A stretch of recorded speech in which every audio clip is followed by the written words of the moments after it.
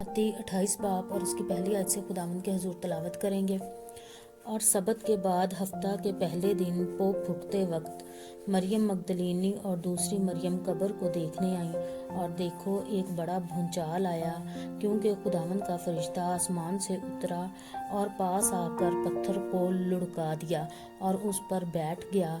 उसकी सूरत बिजली की मानत थी और उसकी पोशाक बर्फ की मानत सफ़ेद थी, और उसके डर से निगाहबान कांप उठे और मुर्दा से हो गए। फरिश्ता ने औरतों से कहा, तुम ना डरो, क्योंकि मैं जानता हूँ कि तुम यस्सु को ढूंढती हो जो मसलूब हुआ था। वो यहाँ नहीं है, क्योंकि अपने कहने के मुताबिक जी उठा है।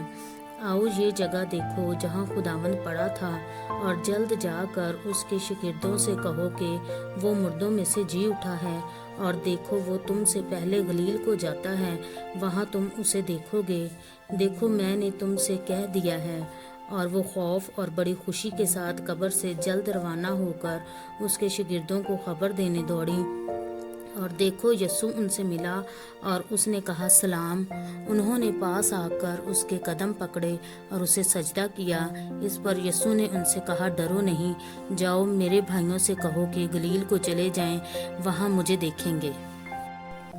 जब वो जा रही थी तो देखो पहरे वालों में से बाज ने शहर में आकर तमाम माजरा सरदार कायनों से बयान किया, और उन्होंने बुजुर्गों के साथ जमा होकर मशवरा किया और सिपाहियों को बहुत सा रुपया देकर कहा, ये कह देना कि रात को जब हम सो रहे थे उसके शागिर्द आकर उसे चुरा ले गए, और अगर ये बात हाकम के कान तक पहुंची तो हम उसे समझाकर तुमको खतरा से बचा लेंगे।